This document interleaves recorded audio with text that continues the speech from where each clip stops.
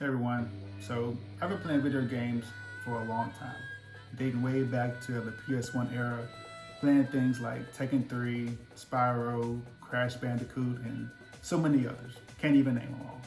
But from that time till now, there's been a number of games that have shaped my interest or the type of games and even movies and TV shows that I take an interest in.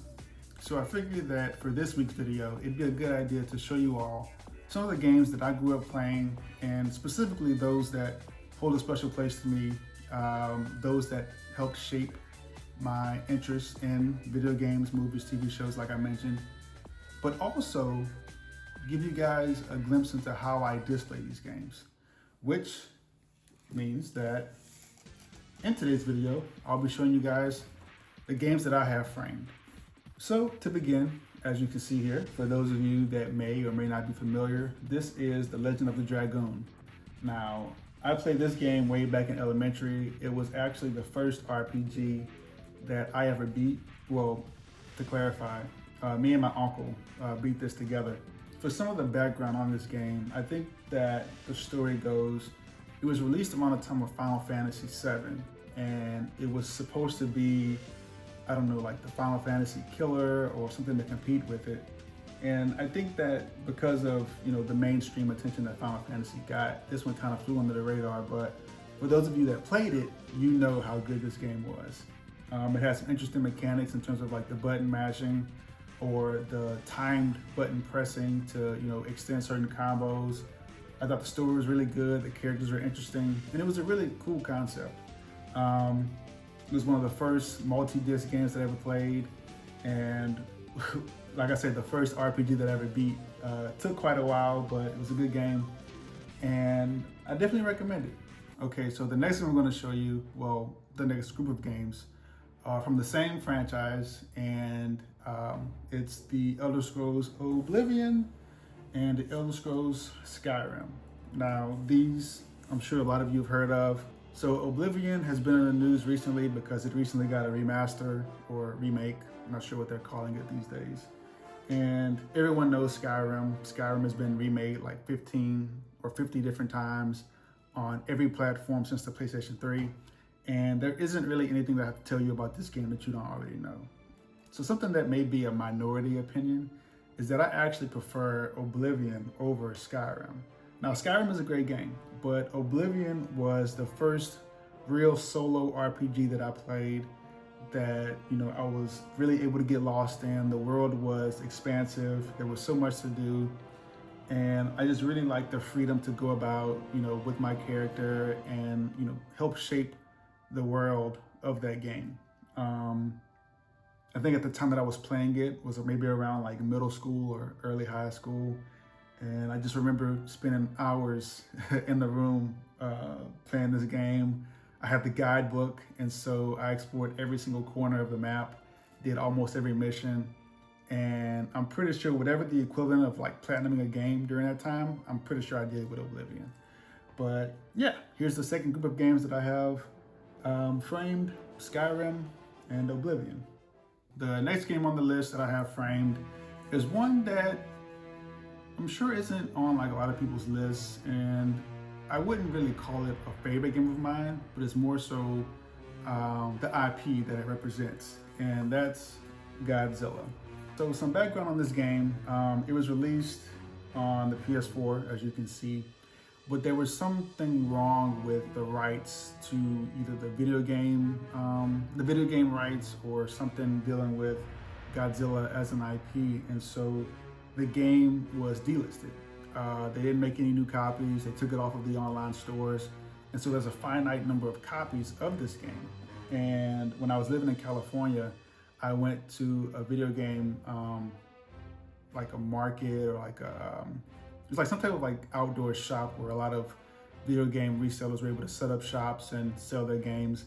And I saw this sitting in a case. And I asked the guy, like, yo, do you know what that is? And he was very well aware of the rarity of this game. And so I had to get it, bought it off of him, and I got it framed. The game itself isn't really known as being a really great game. It's unique for sure And it represents an era of games like from the PS1, early PS2 era of monster mashup type games. And so I enjoyed it. Everyone has their things they're interested in. But yeah, I saw it, got it, had to get it framed. So yeah, here's the third game on the list, Godzilla. So that represents the first batch of games. The second group of games that I have are in frames that are a bit bigger. So we're gonna have to go to a different spot of the room, stand up, and I'll show you all those. So let's go. Okay, so the next group of games is another franchise, but it also represents a show, also movies that have been with me since the beginning, and that's the Dragon Ball Z Budokai series. Now, Budokai 1 was actually the first game that I ever owned on the PlayStation 2. And for those of you who are familiar, there was the sequence with the Piccolo, Goku, Raditz fight where you had to alternate thumbsticks to try to get Goku in position. No, not Goku. Goku and Raditz in position so Piccolo could do the special beam cannon. And everyone tore up their hands trying to get that in the right spot. So that game holds a special place. Budokai 2 was also pretty decent. Not as good as the other two, but it did go to the Buu Saga. The story mode, they used like these chess piece mechanic that was pretty different. I hadn't played anything like that before, but solid game, I guess. But like I said, definitely not the best in the series. But this one was a Christmas present, and I remember putting so much time into it. The sagas went well beyond the Buu Saga. They explored things in GT, stuff with all the way up to Omega Shenron. Broly was in this one, and they had a free roam mechanic to when you're exploring the map, you get to fly around. And usually you're playing as like the different story characters like Goku, I think maybe Gohan or Vegeta. But further into the game, you got to fly around as Broly and play through the story from his perspective, which is pretty cool. So yeah, these are games that, pretty much were like the backbone of it all.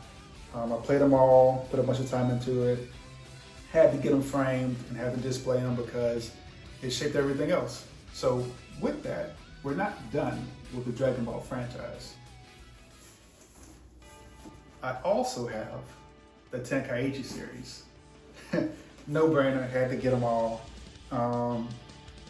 This is like the pinnacle of Dragon Ball gaming, especially in the PS2 era, having the huge roster of characters from the movies, the shows, GT, Z, Dragon Ball, I think was represented in some of these games. The Versus gameplay was probably like one of the first arena fighter anime games, which ahead of its time, right? You were able to go to like different environments, the Kami Lookout, the city landscapes, the wastelands, Namek, and pretty much like free roam in the fights. This game also had to where you could play in against the Great Apes. They had the ape version of Baby. I think Harudagun, I think that's how it's pronounced, was on it. Lord Slug, the regular version and the expanded giant version. People like Pycon. These games really expanded on the roster and the maps. So just like the other Budokai series, Budokai Tenkaichi was one that I had to get my hands on, frame it, and display it in my house. So the next group of games that I have framed are the original God of War trilogy. Now, I actually played these out of order. The first game that I played was God of War 2, then I went and got God of War 1, and then eventually 3 when they came out. So my first introduction to the God of War franchise was actually on G4 TV. And for those of you who may not know, G4 TV was a TV channel that was dedicated strictly to gaming. They had shows that would talk about games, show gameplay, give video type guides on different games. And one day I saw the final boss fight of, I think, God of War 1 on it. And at the time when I finally found out about God of War, I think God of War 2 was out, And so I saw it in, I think, Walmart at the time, bought it, played through it, beat it. And, you know, when I was younger, I was really big into Greek mythology. Poseidon was my favorite Greek god. And to see that Kratos was fighting them, or fighting like that pantheon of creatures and gods, you know, that drew me in. And then top that with the great gameplay, the story was interesting. So yeah, I beat God of War 2, then I went and got 1, and then when 3 came out, had to get that. And what would you know, the first boss that he fights is Poseidon in God of War 3. I had to get the original trilogy, display it and frame it, and so here it is. The next group of games are the original Devil May Cry trilogy. Now, this was a game franchise that you just had to be there to witness in real time. There weren't many games that were as action-packed, cool, stylized, you know, as Devil May Cry was. The first time that I saw this game, I was probably like in elementary school, and I was around like some older kids, maybe like teenagers or something, and they were playing Devil May Cry, and I saw the case, and I was like, you know, what is that? And they were being assholes at the time. They was like, oh, it's about devils that may cry. So I was like, okay. And so some years passed. I think Devil May Cry 3 was out, and I saw it in GameStop. And I was like, oh, that's that series that I saw like so many years ago. Let me get it and try it. And so I think I actually played this one first, and then I went back later and played 2 and 1. But even though people have different opinions on like the quality of like, I think the first or second game, I enjoyed them all. Like I said, it's just a different type of game. The background and the world building I thought was interesting, and 3 definitely like hits home. It's a great package, like what this game is. Like I mentioned, this is a list of games that, you know, helped mold my interest into the medium, and this original trilogy definitely played a part. And so I had to get them when I saw them in the video game store and get them framed. So here they are. Okay, we're down to the last group of games. We've seen a lot, many games that hold a special place in my heart and maybe my mind when it comes to video games. But this is another group of games that probably represent my favorite IP or world of all time. I've seen all the movies, I've seen all the shows, I keep up with everything, and although I may not be happy with the state of it right now, regardless of what's going on, I'll always love it. And that's Star Wars. Specifically, Star Wars Battlefront 1, 2, and then Episode 3, the video game. Some of you may have played the recently released, or at this point now it's been like a number of years, Battlefront 2 from EA. And you know, it had like a bunch of issues on launch with like the microtransactions and loot boxes and stuff like that. But these represent the good old days when loot boxes and microtransactions weren't a thing. This one specifically is the one that I played the most. It had the Galactic Conquest mode where you can control either the Empire or I think the Republic, or maybe the Rebels. Like it varied between like who you could play as or who you wanted to play as. And you would take over the star system. You would go planet to planet, you would fight in space, you could board the ships and blow the ships up from the inside and then get back in your ship and jet out of the landing area back to your place before everything blew up.